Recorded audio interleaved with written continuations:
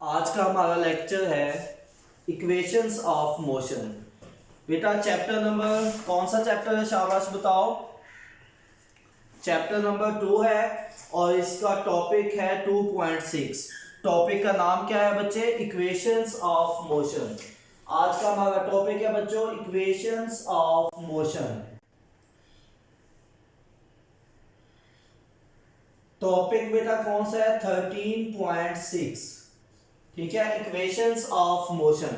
बच्चे this is very important lecture of this chapter because every year in from these three equations one equation is repeated in every year। हर साल कभी वो exam में first equation of motion दे देता है, कभी second equation of motion दे देता है और कभी थर्ड इक्वेशन ऑफ मोशन दे देता है। तो बच्चों मैं सबसे पहले आपको तीनों इक्वेशंस का जस्ट थोड़ा सा इंट्रोडक्शन दे देता हूँ। बच्चे देखो हमारे पास तीन इक्वेशंस ऑफ मोशन है। क्या किस मकसद के लिए हम इनको स्टडी करते हैं बच्चे? ये तीनों क्या करती हैं? हमें डिस्टेंस कवर करने के, अगर आपको कोई बंदा इनिशियल वेलोसिटी बता देता है, फाइनल वेलोसिटी बता देता है, वो आपको कहता है कि बॉडी का एक्सेलरेशन इतना है, बताओ इसने कितना डिस्टेंस कवर किया। अगर हम डेली लाइफ में कैलकुलेशन करें तो हमारे लिए बड़ी मुश्किल बात है उस जो बॉडी है उसके डिस्टेंस के बारे में बताना। लेकिन अगर आप थर्ड इक्वेशन ऑफ मोशन लगा दें या सेकंड इक्वेशन ऑफ मोशन लगा दें तो आप इजीली कैलकुलेट कर सकते हो बच्चों। इसी तरह वो हमसे कह सकता है कि कोई ऑब्जेक्ट है, वो आपने फॉर एग्जांपल 10 मीटर या 100 मीटर से नीचे थ्रो किया, बताओ जी आफ्टर द 10 सेकेंड उसने कितना डिस्टेंस कवर कर लिया, मतलब कितना वो नीचे आ गया। अब हम वैसे तो नहीं कैलकुलेट कर सकते, लेकिन अगर हम second equation of motion use करें तो हम इजीली कैलकुलेट कर सकते हैं। सिमिलरली बच्चे वो आपसे पूछता है कि एक बॉडी की वेलोसिटी 5 मीटर पर सेकंड है, कुछ देर के बाद वो 3 मीटर पर सेकंड हो जाती है, कितने टाइम के बाद, फॉर एग्जांपल वो कहता है 2 सेकंड के बाद, तो बताओ कितना एक्सेलरेशन होगा। तो आप easily first equation of motion लगा के उसका एक्सेलरेशन निकाल सकते हैं। तो बच्चों जब भी वो आपसे पूछता है कि आप बताओ मुझे क्या डिस्टेंस कवर, तो या तो मैं second equation of motion use कर सकता हूं या बच्चे मैं third equation of motion use कर सकता हूं। सिमिलरली बच्चे वो अगर मुझसे एक्सेलरेशन के बारे में पूछता है तो मेरे पास कितने ऑप्शंस हैं? क्या मैं फर्स्ट इक्वेशन यूज कर सकता हूं? Yes, Vf = Vi + at। मैं फर्स्ट इक्वेशन से एक्सेलरेशन निकाल सकता हूं। क्या बच्चों मैं सेकंड इक्वेशन से भी निकाल सकता हूं? यस। क्या मैं थर्ड इक्वेशन से निकाल सकता हूं? यस, मैं थर्ड इक्वेशन ऑफ मोशन से भी एक्सेलरेशन निकाल सकता हूं क्योंकि तीनों में एक्सेलरेशन आता है। अब बात यह है कि उसने आपको कौन से वेरिएबल बताए हैं। जौन से वेरिएबल बताएगा उस हिसाब से हम फर्स्ट, सेकंड या थर्ड इक्वेशन इजीली कैलकुलेट कर सकते हैं। बच्चे इस चैप्टर में जितने भी न्यूमेरिकल हैं या एग्जांपल्स हैं वो बड़े इजीली कैलकुलेट हो जाते हैं। क्यों? क्योंकि हमारे पास ये तीन इक्वेशनें लगती हैं। बच्चे हम फर्स्ट लगाते हैं, अगर वो ना लग रही हो तो हम सेकंड लगा देते हैं, अगर उससे भी आंसर नहीं आता तो थर्ड लगा देते हैं। फर्स्ट लगाते कब है? जब हमें पता होगा बच्चे के उसने गिवन पैरामीटर फर्स्ट इक्वेशन से एक्सेलरेशन निकल सकता है तो उसको फाइनल वेलोसिटी भी बतानी पड़ेगी, इनिशियल भी बतानी पड़ेगी, या टाइम भी बताना पड़ेगा। अगर इनमें से कोई एक चीज भी मिस है तो इट मींस कि आप फर्स्ट इक्वेशन ऑफ मोशन नहीं यूज कर सकते। सिमिलरली फिर आप सेकंड को ट्राई करते हैं, वो क्या होती है? S = VIT + ½ AT²। ठीक है, इसमें उसको आपको टाइम बताना पड़ेगा, इनिशियल वेलोसिटी और डिस्टेंस। तो जैसे उसने डिस्टेंस बताया हमें पता चल गया कि सेकंड और थर्ड की ऑप्शन है, फर्स्ट की तो ऑप्शन ही नहीं है। तो फिर हम सेकंड लगा के अगर तो ये तीनों चीजें बताई हैं तो आप इजीली कैलकुलेट कर सकते हैं। तो बच्चे मैंने कहा कि ये बातें करने का मकसद ये है कि इक्वेशंस ऑफ मोशन की हमारी डेली लाइफ में क्या इंपॉर्टेंस है। तो बच्चे हम इस तरह की कैलकुलेशन बड़े इजीली कैलकुलेट कर सकते हैं तीनों में से कोई भी इक्वेशन यूज करके। तो दिस इज वेरी इंपॉर्टेंट। मसलन एक बंदा एक प्लाजे की हाइट पे है, फॉर एग्जाम्पल वो बुर्ज खलीफा की हाइट पे है, उसको आपने वहां से थ्रो किया, बताओ कितने टाइम के बाद वो जमीन के साथ हिट करेगा। अब आप easily second equation of motion से आप इसको कैलकुलेट कर सकते हैं। आपको बुर्ज खलीफा की हाइट का पता होगा कि ये इतनी हाइट है, तो s की जगह पे आप हाइट पुट करते हो = vi। इनिशियल वेलोसिटी क्या है बच्चे? वो ऑफ कोर्स 0 है। जब वहां से आपने थ्रो करना है तो इनिशियल वेलोसिटी 0 थी, इनिशियल वेलोसिटी की जगह पे आप 0 पुट करोगे, प्लस क्या प्लस आएगा या माइनस। तो हमने ये देखना है कि क्या ऑब्जेक्ट नीचे से ऊपर जा रहा है या ऊपर से नीचे आ रहा है। हमें पता है जब कोई ऑब्जेक्ट बच्चे नीचे से ऊपर जाता है तो उसकी वैल्यू माइनस लेते हैं, और जब कोई ऑब्जेक्ट ऊपर से नीचे आता है तो जी की वैल्यू पॉजिटिव लेते हैं। तो 1/2 जी की वैल्यू का हमें पहले से पता है क्या है, 10 मीटर पर सेकंड स्क्वायर। तो बच्चे वहां पे 10 पुट करोगे, हाफ AT स्क्वायर। तो बेटा आपने क्या किया, AT स्क्वायर की जगह पे GT स्क्वायर कर दिया। तो जी की वैल्यू पुट की, आगे आ गया टाइम का स्क्वायर, यही तो हमने कैलकुलेट करना था। T स्क्वायर वैसे रहने दो, बाकी सारी चीजें उधर जाके मल्टीप्लाई होंगी, कुछ डिवाइड होंगी। तो आप बता सकते हैं कि वो बंदा बुर्ज खलीफा से जब नीचे थ्रो करते हैं तो कितने टाइम के बाद जमीन के साथ हिट करेगा। तो अब हिट करने के बाद उसके साथ क्या होगा, ये तो हमारा इसमें इंटरेस्ट नहीं है, हमने जस्ट ये बता रहे हैं कि कितने टाइम के बाद वो जमीन के साथ जाके हिट करता है। तो दिस इज इन फिजिक्स। इसी तरह बच्चे ये जो आपको पता है हेलीकॉप्टर से, या ये जो क्रैक्टर्स आर्मी के ऑफिसर होते हैं उनको किसी खास हाइट से प्लेन से नीचे थ्रो कर दिया जाता है। तो आप ये भी बता सकते हैं कितने टाइम के बाद वो जमीन के ऊपर जाके हिट करते हैं। तो दीज आर वेरी इंपॉर्टेंट, ये सारी इंपॉर्टेंस है इक्वेशंस ऑफ मोशन की, इसलिए these are very interesting and easily understand by using this graph which I will make on this. Okay, तो बच्चे इसके लिए तो सबसे पहले बच्चे आपने क्या करना है, इस टॉपिक का, इस चैप्टर का आपने इंट्रोडक्शन लिखना है। इंट्रोडक्शन में आपने क्या लिखना है कि बताओ जी बच्चों, बताओ कितनी, हाउ, बेटा बताना आपने क्या है कि कितनी इक्वेशंस ऑफ मोशन होती है, how many equations of motion. बच्चे शाबाश बताओ कितनी इक्वेशंस ऑफ मोशन होती हैं, हर बच्चे को पता है, बताओ शाबाश। शाबाश, 3। There are 3 basic equations of motion. There are 3 basic equations of motion. There are 3 basic equations of motion. There are 3 basic equations of motion. बच्चे हमारे पास कितनी इक्वेशंस ऑफ मोशन होती हैं, 3। There are 3 basic equations of motion. ये मेरा ख्याल है हर बच्चे को पहले से पता है। अब इंट्रोडक्शन मैंने कर दिया, इसके बाद बच्चे आपकी जो इक्वेशंस ऑफ मोशन है उनका फायदा क्या है। बच्चे उनका फायदा आपने लिख देना है कि क्या एडवांटेज है इन तीनों इक्वेशंस ऑफ मोशन का। तो आपने इसके बाद सेकंड हेडिंग में लिखना है एडवांटेज। अगर किसी बच्चे को नहीं नजर आ रहा तो मैं साथ साथ बोल भी रहा हूं ताकि बच्चे इजीली अंडरस्टैंड कर सके।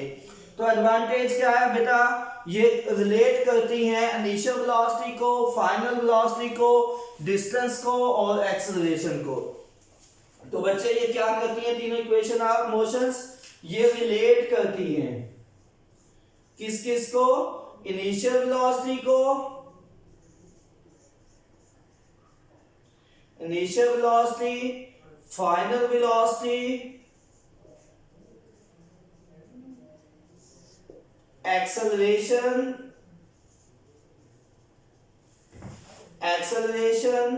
distance covered,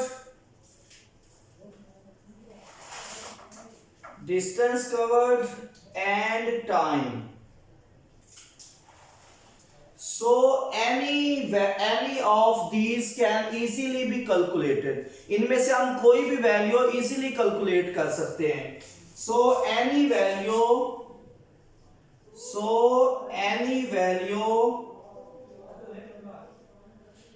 can easily be calculated.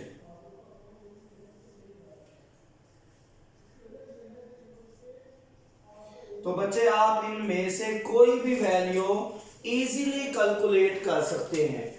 क्यों? क्योंकि बच्चे जब आपको बाकी वेरिएबल्स का बताओ उनकी वैल्यूज आप पुट करके इजीली कोई भी वेरिएबल फाइंड कर सकते हैं। बच्चे नेक्स्ट हेडिंग है कि क्या रिक्वायरमेंट्स हैं इन तीनों इक्वेशंस के प्रूफ करने के लिए। तो नेक्स्ट हेडिंग क्या बनेगी, रिक्वायरमेंट्स।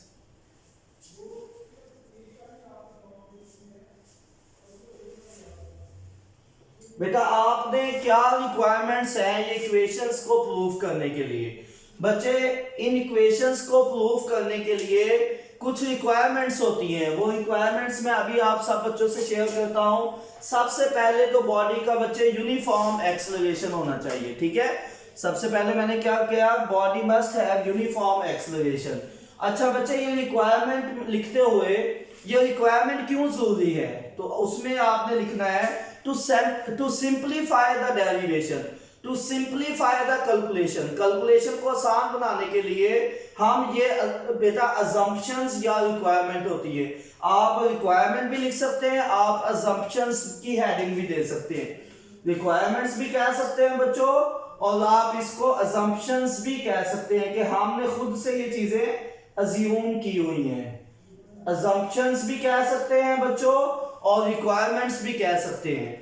तो ये क्यों हमने ये requirement to simplify these equations of motion we consider to simplify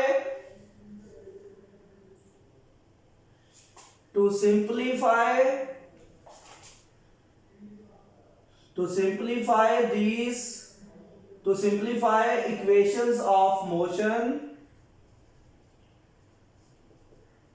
to simplify equations of motion we consider या we assume, बच्चे क्या हम कंसीडर करते हैं या अज्यूम करते हैं।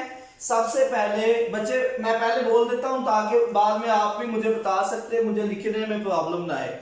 सबसे बेटा body must have uniform acceleration, body का यूनिफॉर्म एक्सेलरेशन होना चाहिए। Body must move on a straight line, body हमेशा स्ट्रेट लाइन के ऊपर मूव करे। क्यों स्ट्रेट लाइन के ऊपर, ताकि हमें उसकी वेक्टर फॉर्म ना लिखनी पड़े। अगर आप बच्चे उसकी वेक्टर फॉर्म लिखते हैं तो आपके लिए मसला होगा, हर जगह के आपको डायरेक्शन भी बतानी पड़ेगी और उसको आपको पता है कि वेक्टर्स को हम सिर्फ हेड टू टेल रूल से ऐड कर सकते हैं, हमारे लिए कोई इशू नहीं है। इसलिए हम चाहते हैं हम उनकी मैग्नीट्यूड फॉर्म का कंसीडर कर लें। तो अभी तक मैंने बताया कि बॉडी यूनिफॉर्म एक्सेलरेशन से मूव करे, बॉडी स्ट्रेट लाइन में मूव करे, we consider the magnitude of velocity and acceleration, जो वेक्टर क्वांटिटीज हैं उनकी सिर्फ हमने मैग्नीट्यूड फॉर्म कंसीडर कर दी है। ठीक है बच्चों, तो ये हमारी assumptions है। अब मैं लिखूंगा तो मेरे लिए हेल्पफुल हो जाएगा। शाबाश बच्चे, बताओ आपने मेरी अब हेल्प करनी है। सबसे पहले मैंने क्या बताया, बॉडी में क्या होना चाहिए, body moves with uniform acceleration. शाबाश, body moves with uniform acceleration, body moves with uniform acceleration। एक बात हो गई, body moves with uniform acceleration। बच्चे आप दूसरी बात बताओ। शाबाश, क्या बताया मैंने, body moves on a straight line। शाबाश, body moves on straight line, body moves on straight line। शाबाश बच्चों, तो थर्ड बात मैंने क्या बताई थी, बताओ शाबाश। Consider only magnitude of displacement, velocity and acceleration। शाबाश, consider only, क्या कंसीडर करना है बच्चों, मैग्नीट्यूड किस की, we consider only magnitude of, जो भी वेक्टर क्वांटिटीज हैं कौन कौन सी हैं, velocity, acceleration, और भी कोई चीज है, yes sir, displacement। शाबाश, एंड डिस्प्लेसमेंट। हमने इनकी बच्चों मैग्नीट्यूड फॉर्म कंसीडर करनी है। तो बेटा we consider only magnitude of velocity, acceleration and displacement. तो ये बच्चे हमारी रिक्वायरमेंट्स हैं। तो क्या हम ये रिक्वायरमेंट्स इजीली फुलफिल कर सकते हैं, यस। एक तो क्या थी, body moves with uniform acceleration, उसको यूनिफॉर्म एक्सेलरेशन देना है तो आप यूनिफॉर्मली इंक्रीजिंग स्पीड से उसको मूव कराएं, उसका एक्सेलरेशन यूनिफॉर्म आ जाएगा। Body moves on a straight line, बस ये तो उससे भी आसान है कि बॉडी को आप सीधे पाथ के ऊपर मूव कराएं, स्ट्रेट लाइन के ऊपर। क्या ये अचीवेबल है, यस या नो बच्चे? क्या स्ट्रेट लाइन के ऊपर बॉडी को मूव कराया जा सकता है ना, कोई मुश्किल तो नहीं है ना बच्चे? बोलो, मुश्किल होता है स्ट्रेट लाइन में बॉडी को मूव कराना? आसान है ना, इसीलिए मूव कराया जा सकता है। और तीसरा क्या है, हमने ये तो हमारे अपने हाथ में है कि आप उसकी सिर्फ मैग्नीट्यूड फॉर्म कंसीडर करें। किस की, वेलोसिटी की बच्चों, और किसकी, एक्सेलरेशन की और डिस्प्लेसमेंट की। टाइम की क्यों नहीं ली बेटा, टाइम तो पहले स्केलर है, तो हमने तो वेक्टर क्वांटिटीज की मैग्नीट्यूड फॉर्म कंसीडर करनी है। तो यहां तक बच्चे हमारे इसकी रिक्वायरमेंट्स भी फुलफिल हो गई है, ठीक है। This is very simple. Okay, अब बेटा इसके बाद हमने क्या करना है, इसके बाद हमने क्या करना है, इसकी हमने थ्योरी लिखनी है कि कैसे आप इसको प्रूव करना है। नेक्स्ट हेडिंग आ जाएगी बच्चों थ्योरी। थ्योरी क्या होती है इसकी, वो अभी मैं आपको बता देता हूं कि आप पहले मैं बोल देता हूं ताकि आपको भी बाद में समझने में आसानी हो। बेटा फर्स्ट करें, consider a body moving with initial velocity vi, ठीक है। वो इनिशियल वेलोसिटी vi के साथ मूव कर रही थी विद यूनिफॉर्म एक्सेलरेशन a, उसका एक्सेलरेशन क्या था, यूनिफॉर्म था, जो हम पहले भी कंसीडर कर चुके हैं। अच्छा, फिर आपने क्या कहना है कि वो कितना डिस्टेंस कवर करती है, s डिस्टेंस कवर करती है, ठीक है। फिर आप कहते हैं कि वेलोसिटी बिकम्स vf, उसकी फाइनल वेलोसिटी vf बन जाती है। और बच्चे ये सिंपल सी है कि इनिशियल वेलोसिटी vi थी, फाइनल वेलोसिटी vf है, टाइम t है, distance covered by the body is s and uniform acceleration is a। Okay, क्या ये बात सब बच्चों ने पिक कर ली है?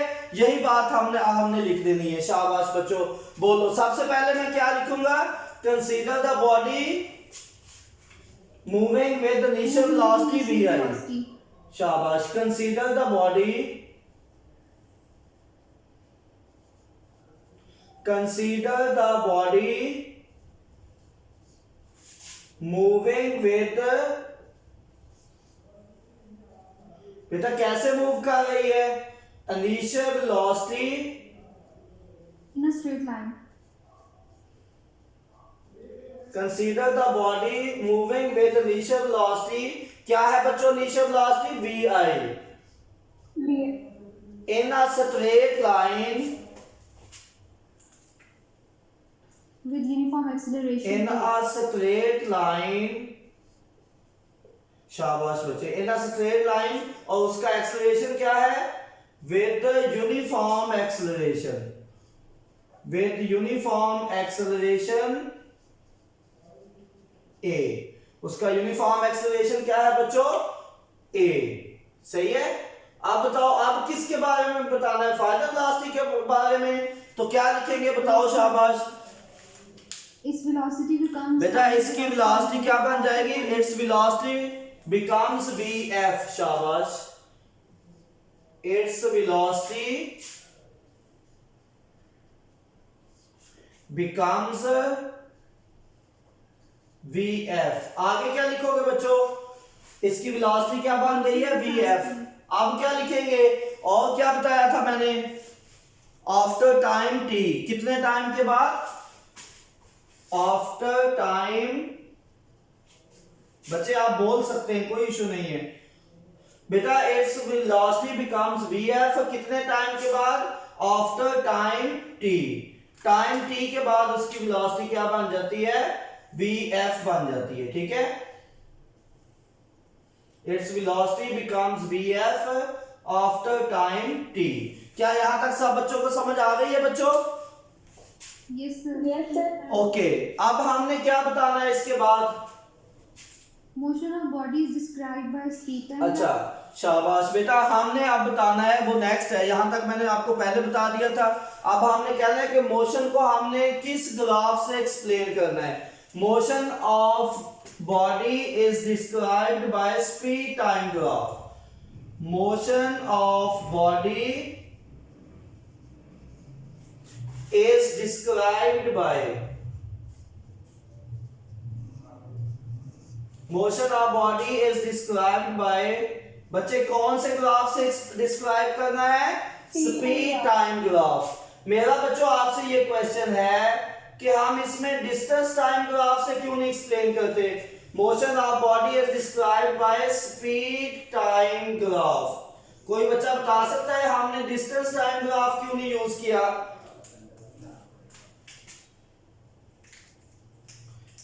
शाबाश बच्चे बताओ। बेटा क्योंकि इसमें आपने एक्सेलरेशन फाइंड करना है, वेलोसिटी फाइंड करनी है, डिस्टेंस वगैरह, तो हम डिस्टेंस टाइम ग्राफ क्यों नहीं यूज करते? बेटा इसलिए नहीं यूज करते कि हमारी एक तो कैलकुलेशन कॉम्प्लिकेटेड हो जाती, कैसे? पहले आप हमेशा वेलोसिटी निकालते, वेलोसिटी के बाद एक्सेलरेशन निकालते। क्योंकि जब हम स्पीड टाइम ग्राफ यूज कर रहे हैं तो हम सबको पता है कि स्पीड टाइम ग्राफ की अगर स्लोप लें तो एक्सेलरेशन निकल आता है, और स्पीड टाइम ग्राफ का बच्चे अगर एरिया कैलकुलेट करें तो हमें पता है कि distance travelled by the body वो भी निकल आएगा। इट मींस के स्पीड टाइम ग्राफ से हमारी जो रिक्वायरमेंट्स है वो डायरेक्ट फुलफिल हो रही हैं। लेकिन अगर आप डिस्टेंस टाइम ग्राफ यूज करते तो पहले आप डिस्टेंस से स्पीड निकालते, स्पीड से फिर आप बाद में जाके एक्सेलरेशन निकालते, तो हमारी जो कैलकुलेशन थी वो थोड़ी सी कॉम्प्लिकेटेड हो जाती। तो अभी बच्चे ये वाला पोर्शन आपको मैं यहाँ पे डायग्राम बना के इसकी बाकी चीजें एक्सप्लेन करूंगा, ठीक है बच्चे? ओके, यहाँ पे अब मैं थोड़ा सा व्हाइट बोर्ड जो है ये बाहर जा रहा है, तो हम यहीं पे इसको रेस करके यही वाला पोर्शन यूज कर लेते हैं, ठीक है, ताकि हमारा वो व्हाइट बोर्ड के अंदर रहे इनसाइड द पेज। ओके बच्चे, यहां तक सब बच्चों ने नोट कर लिया? मैं इसको थोड़ा सा रिवाइज कर देता हूं। बताओ कितनी इक्वेशंस ऑफ मोशन है, जल्दी जल्दी रिपीट करना है, बताओ। 3। शाबाश 3। और क्या हमने तीनों इक्वेशंस में इनका फायदा क्या है बच्चों? इसमें हम initial velocity, final velocity, distance covered by the body और एक्सेलरेशन और टाइम को रिलेट करते हैं और किसी भी चीज को इजीली कैलकुलेट कर सकते हैं। फिर मैंने क्या बताया? अजम्पशंस या रिक्वायरमेंट। क्या रिक्वायरमेंट है बच्चे? पहले मैंने कहा कि body moves with uniform acceleration. और क्या बॉडी की इक्विपमेंट क्या होना चाहिए?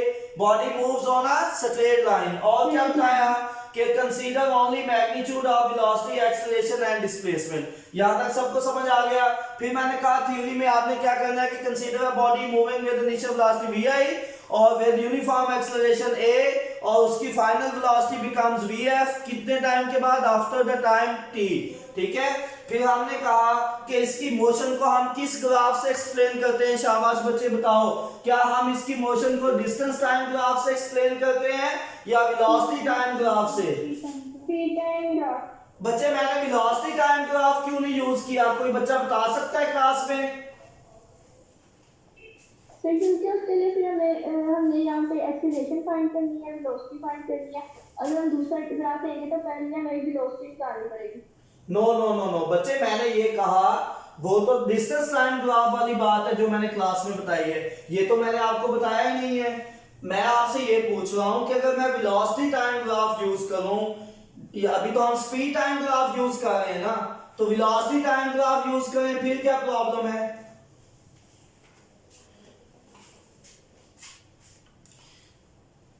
बच्चे अगर आप वेलोसिटी टाइम ग्राफ यूज करते हो तो आपको पता है वेलोसिटी एक वेक्टर क्वांटिटी है, हर जगह पे उसकी डायरेक्शन बतानी पड़ेगी।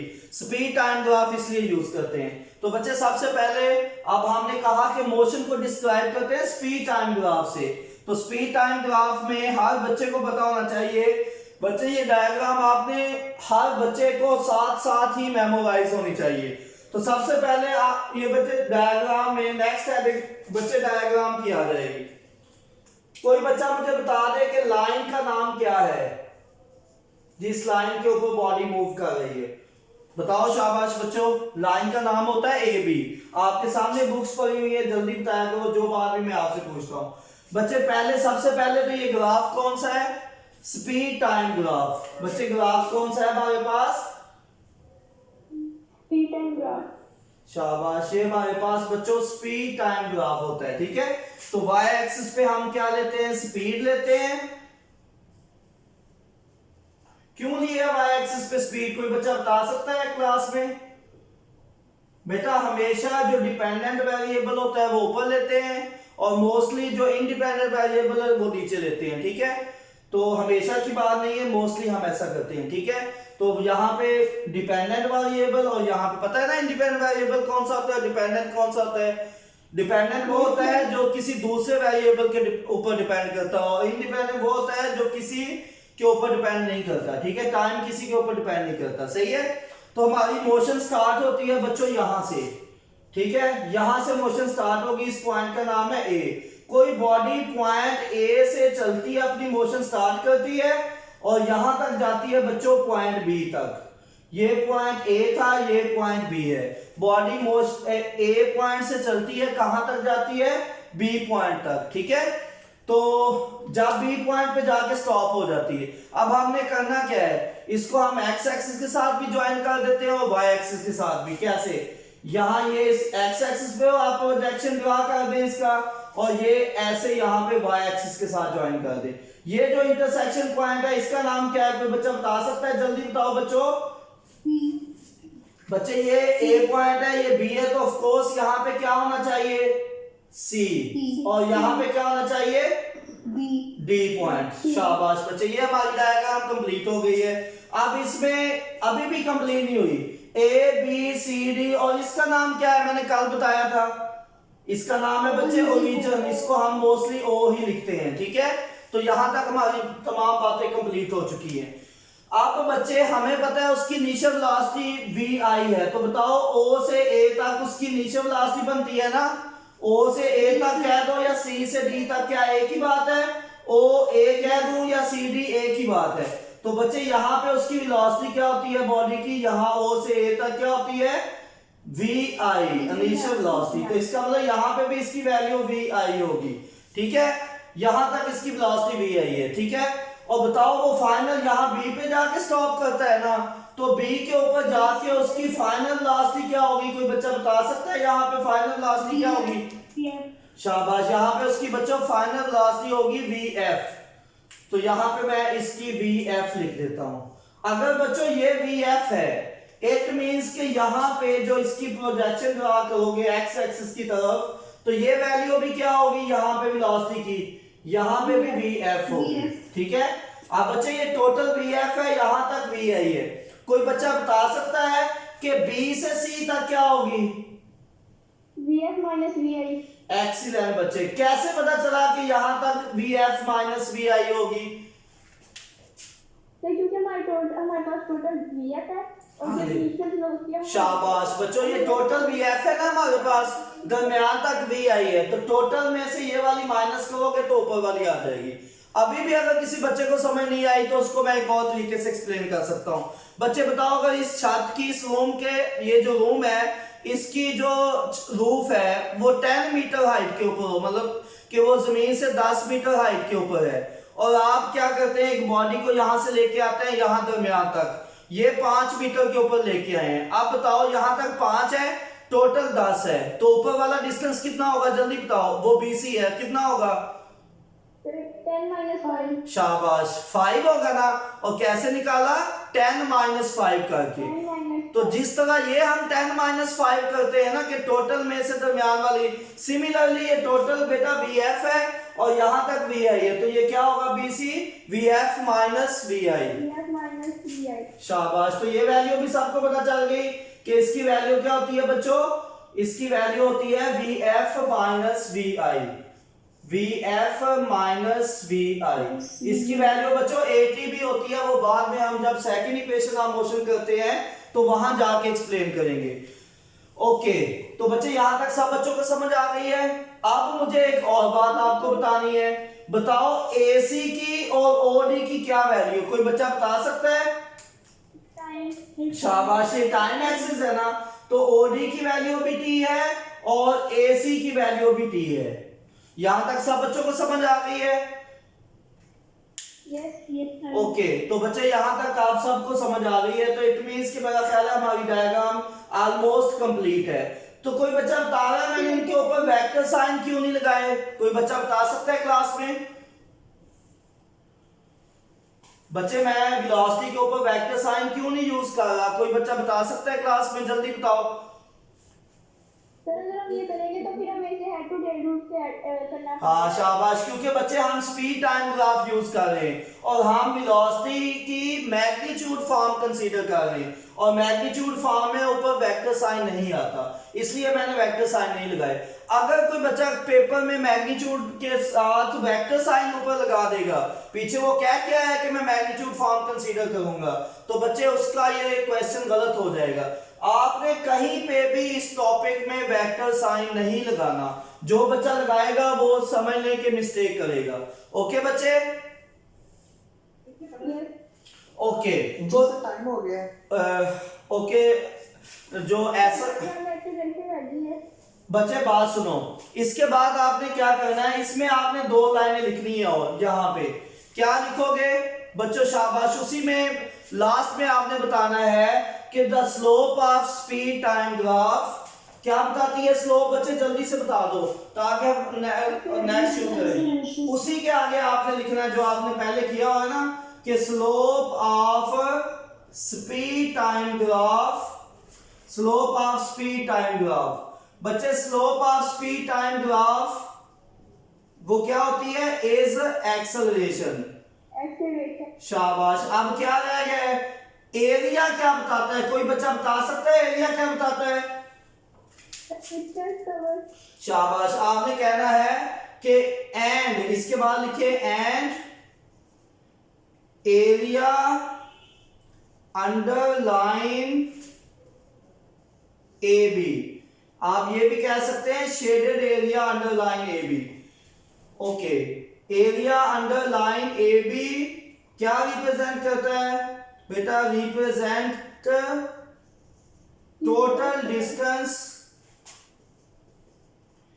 Total distance covered by the body, covered by the body. Okay बच्चे, तो हमने बताया कि स्लोप जो होती है वो एक्सेलरेशन देती है। इट मींस कि आपने अगर एक्सेलरेशन निकालना है तो जस्ट स्लोप निकाल लें, और जो एरिया है वो क्या देता है बच्चों, distance covered by the body. तो इसका मतलब अगर आप एरिया निकालोगे तो समझे आपने distance covered by the body निकाली है। तो बाकी बच्चे हम रिमेनिंग पार्ट नेक्स्ट लेक्चर में करेंगे। ओके बच्चे, बेस्ट ऑफ लक, अल्लाह हाफिज। बेटा मीटिंग एंड कर रहा हूँ, दोबारा ज्वाइन